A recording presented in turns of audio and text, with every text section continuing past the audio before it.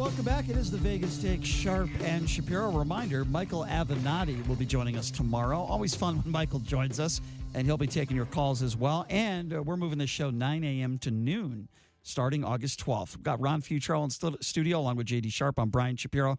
All right, so the guy we have with us on the line right now, this is a really interesting story. You know, you go to these sporting events with these kids, and I was a referee, by the way, for 20 years, a basketball referee. And the biggest problem I had, not with the coach, not with the kids, it was with the parents. They act like buffoons on the sidelines, especially here in Las Vegas. So the guy we have with us on the line right now is calling out parents who are caught on tape displaying poor sportsmanship, offering $100 to people who submit the videos. I think it is absolutely genius.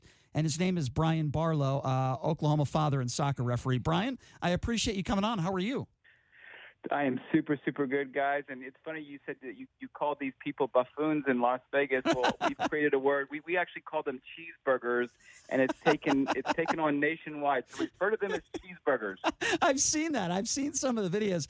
I think it's absolutely hilarious. If you don't mind me asking you, how much money have you given out for these videos thus far? You know, I'm at probably about $6,000 wow. in videos so far. So, I mean, we obviously don't give money for every single video that we get submitted.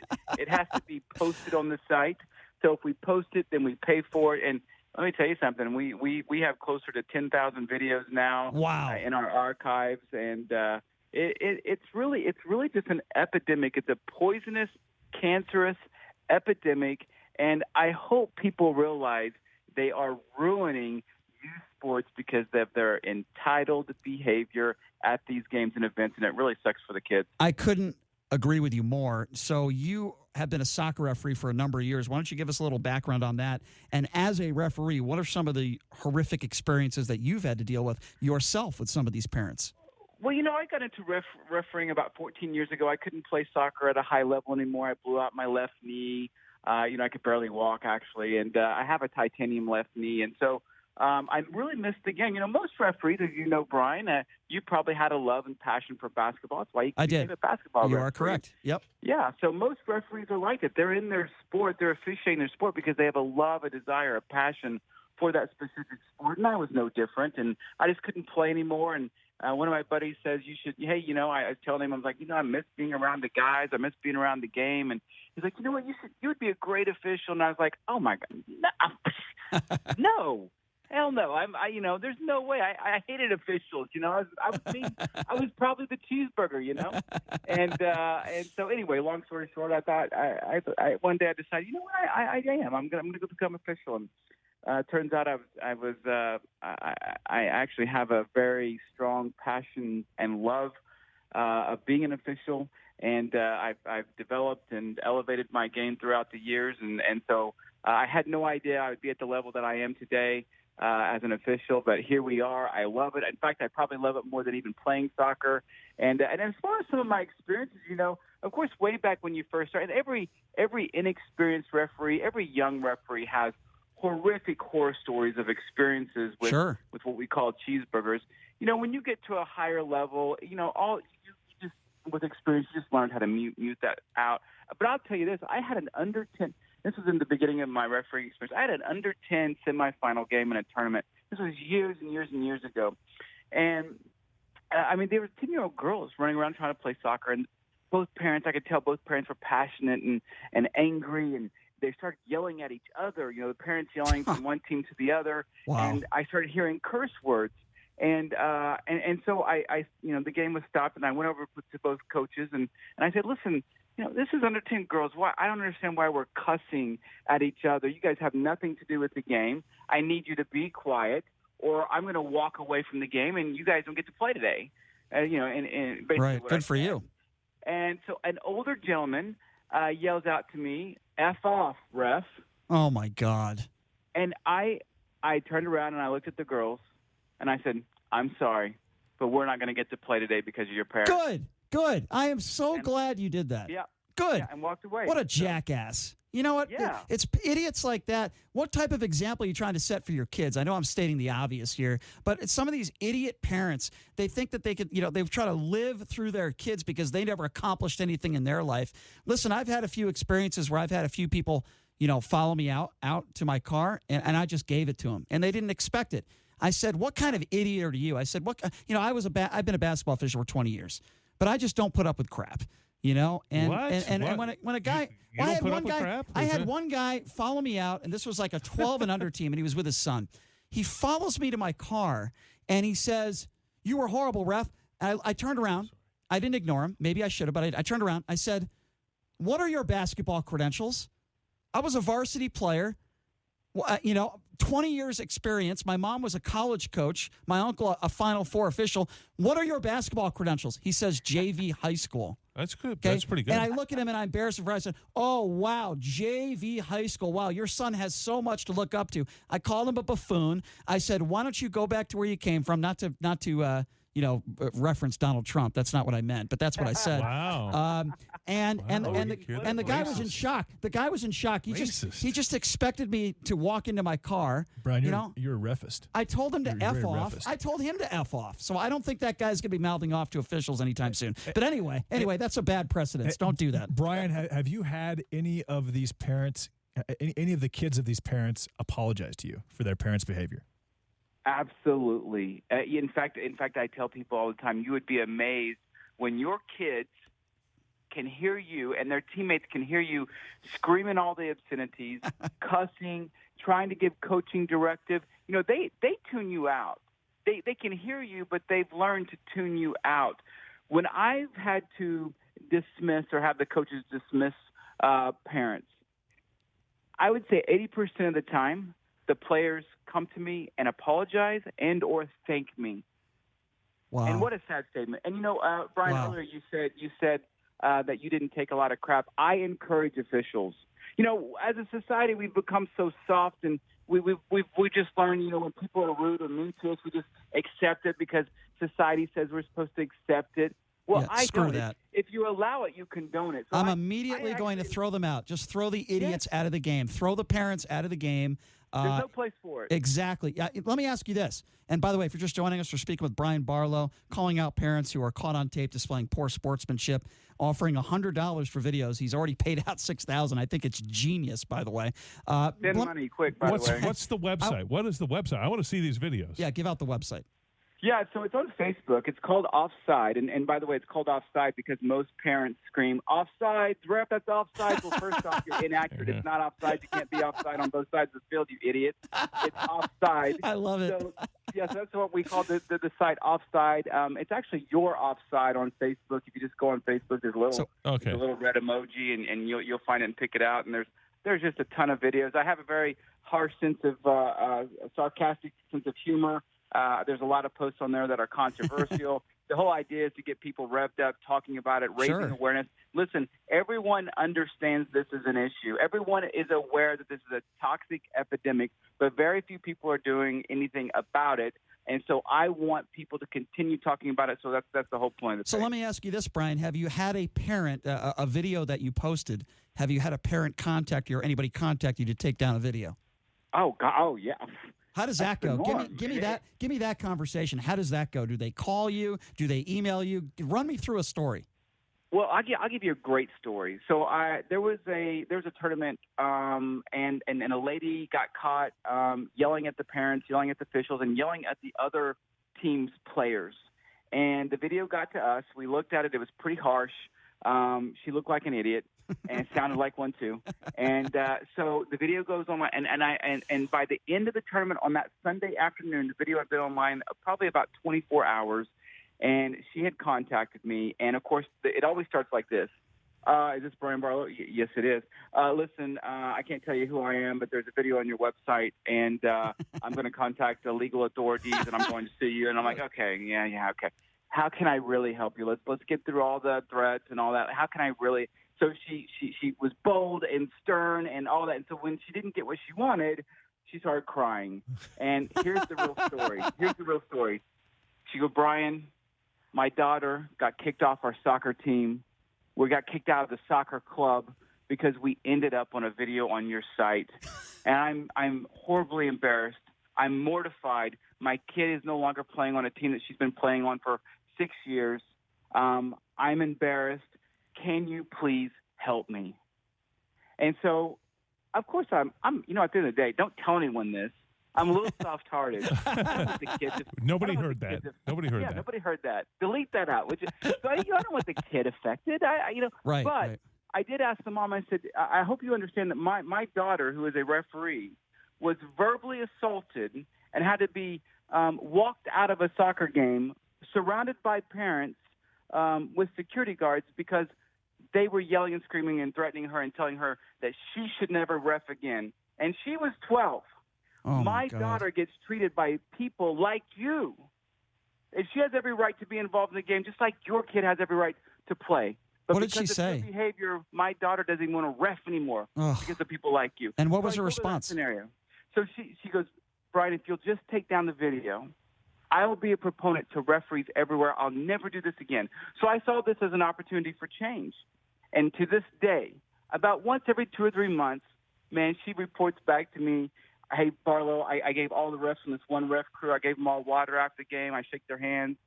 Hey, Barlow, all of our parents no longer, Wow. none of them, and I initiated this conversation, none Wow. of them speak to the referees anymore. And I will tell you this, I received thousands and thousands and thousands of people who now understand the dynamics of the really the toxic nature they provide to sports by how they act.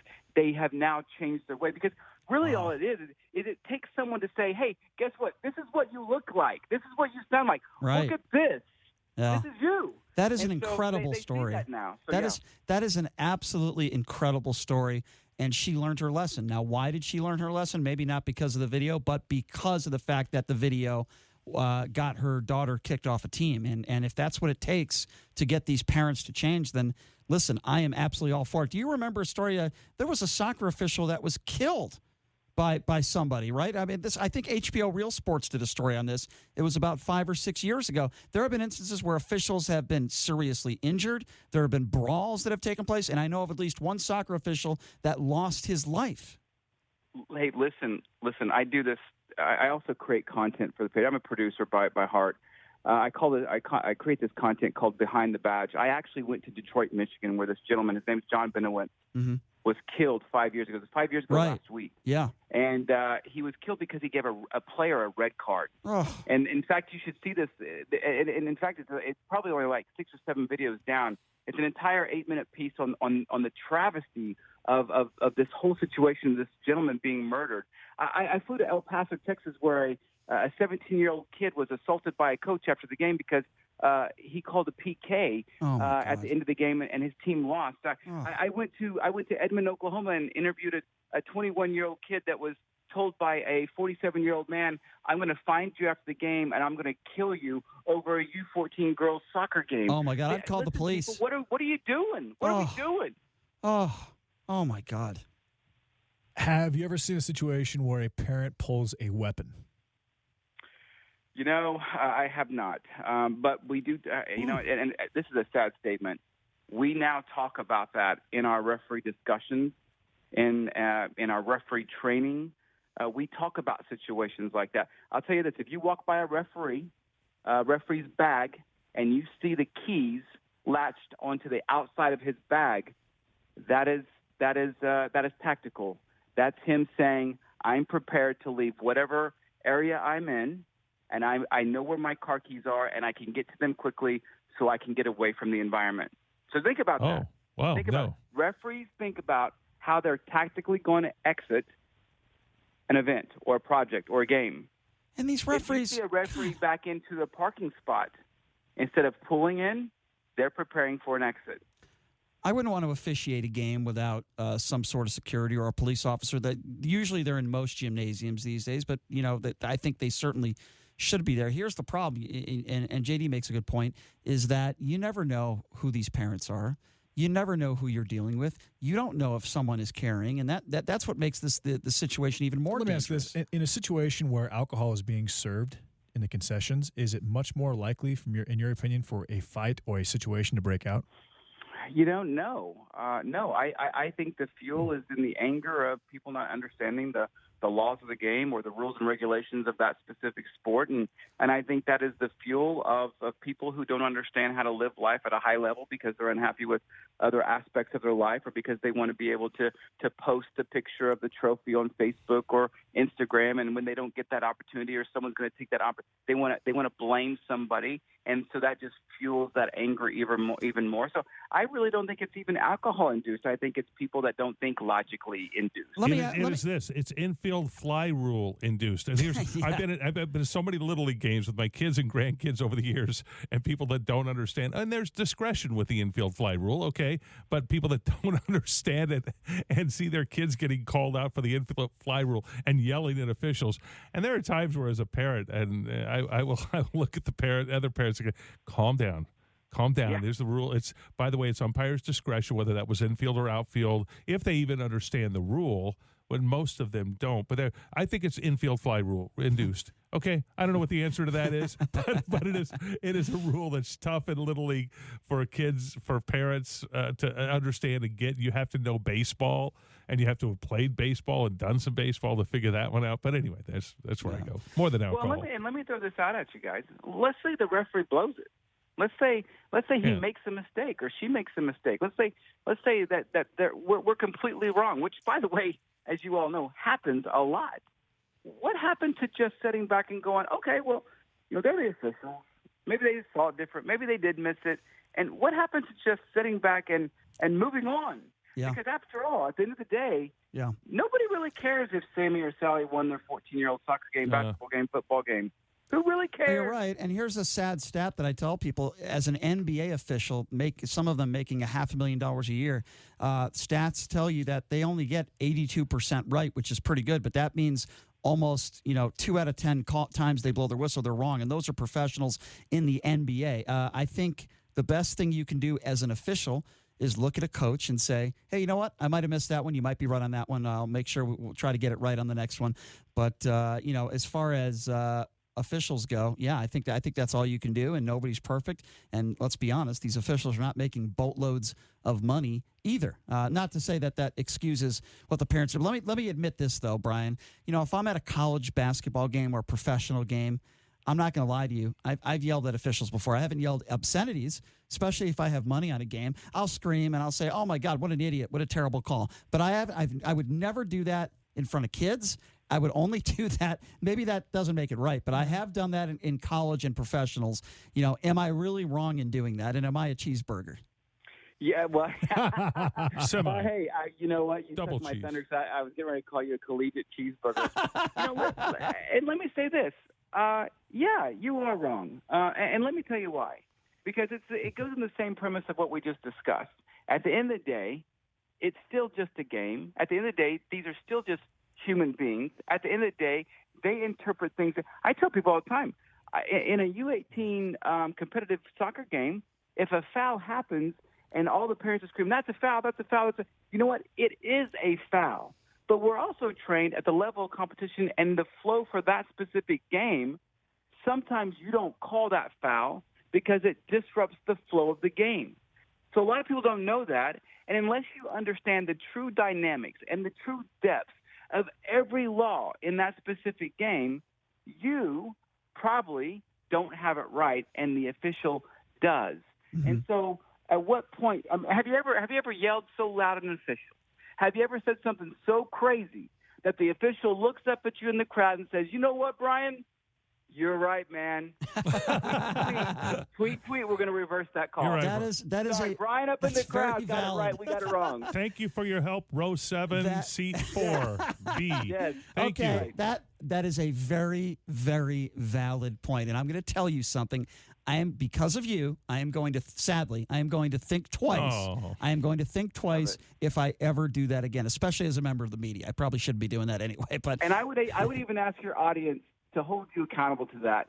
And that is very fair. If anyone in the audience sees Yes. you berating a referee, I want to be the first person to know, because we're going back on the show and we're going to talk about it. Yes, you know what, Brian? And by the way, thank you so much for coming on. Next time you are in Vegas, we would love to have you in studio. We'd love to continue this conversation next time you're here. And I seriously mean this genuinely. I think you are a genius for doing what you do. I think it is fantastic. It is great. Keep up the good work. And please let me know next time you are in town, because we'd love to have you in again, okay?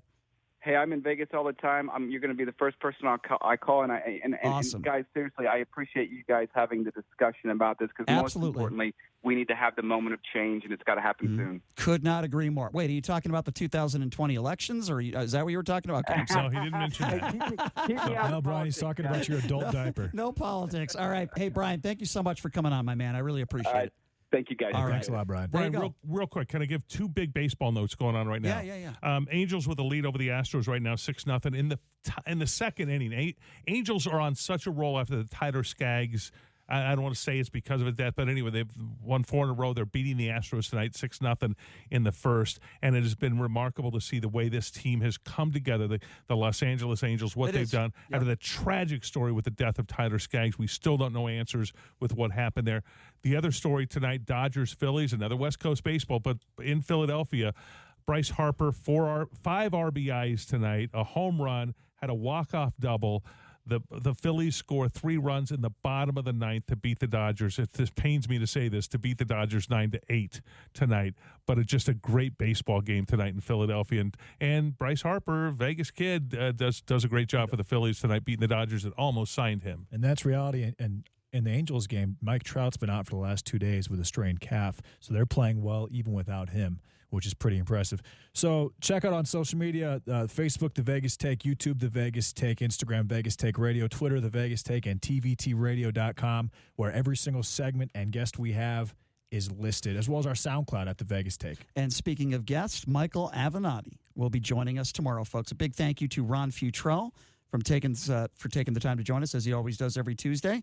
And Ken Thompson, the legend himself, coming up next year. Thanks for joining us, everybody. See you tomorrow. Have a fantastic night.